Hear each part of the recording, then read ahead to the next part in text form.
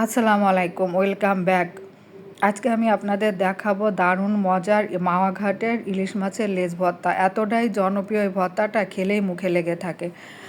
তো আমি একটা প্যানে সরিষার তেল নিছি। সরিষার তেলটা যখন গরম হয়ে যাবে তখন আমি ইলিশ মাছের লেজগুলো দিয়ে দিব। তো এই উল্টায় পাল্টায় আমি লেজগুলো ভালো করে নিব, একদম বেশি কড়া করে ভাজা যাবে না।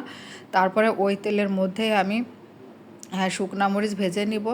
আপনারা যে যতটুক ঝাল খেতে পছন্দ করেন ততটুক ঝাল ভেজে নেবেন। তারপরে ওই তেলের মধ্যে আমি আবার পেঁয়াজ কুচি হালকা করে ভেজে নিচ্ছি, বেশি ভাজা যাবে না। আর ওর মধ্যেই কিছু আমি রসুনের কোয়া ভেজে নিচ্ছি। রসুনটা দিলে আমার কাছে খুব ভালো লাগে, এই জন্য আমি রসুনটা দিয়েছি। আপনারা ইচ্ছা করলে রসুনটা নাও দিতে পারেন। তো আমি হালকা করে পেঁয়াজ রসুন দুইটাই ভেজে উঠায় রাখছি।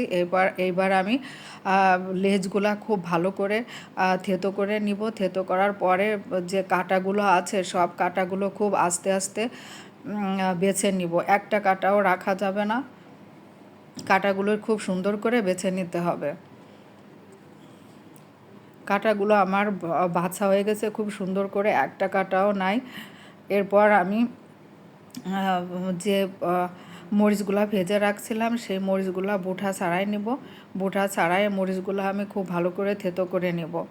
আমার চ্যানেলটি যারা এখনও সাবস্ক্রাইব করেননি, আমার পেজটাকে যারা এখনও ফলো দেননি, প্লিজ আমার পেজটাকে ফলো দিবেন, আমার চ্যানেলটাকে সাবস্ক্রাইব করবেন, আমার পাশে থাকবেন। মরিচগুলো খুব ভালো করে আমি পিষে নিচ্ছি।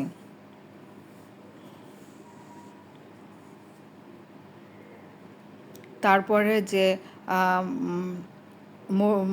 যে পেঁয়াজগুলা আর রসুনটা আমি ভেজে রাখছিলাম সেগুলো আমি মরিচগুলোর মধ্যে দিয়ে দিব। তারপরে মরিচগুলোর মধ্যে দিয়ে খুব ভালো করে আমি মাখাই নিব। তারপরে আমি এখানে 1 মুঠের মতো আবার কাঁচা পেঁয়াজ দিছি। কাঁচা পেঁয়াজটাও হালকা করে মাখাই নিছি। তারপরে আমি যে তেলটার মধ্যে আমি লেজটা ভাজছিলাম, সরিষার তেল, ওই তেলটা আমি দিয়ে দিব। তারপরে পরিমাণ মতো লবণ দিব, পরিমাণ মতো ধনেপাতা দিব। খুব ভালো করে মাখায় তারপরে আমি যে লেজগুলো বেছে রাখছিলাম মাছগুলো আমি দিয়ে দিব। তো তৈরি হয়ে গেল আমার ইলিশ মাছের লেজ ভর্তা। এতটাই জনপ্রিয় ইলিশ মাছের এই লেজ ভর্তাটা যে একবার আপনারা অবশ্যই বানায় খাওয়ার চেষ্টা করবেন। আসসালামু আলাইকুম সবাইকে।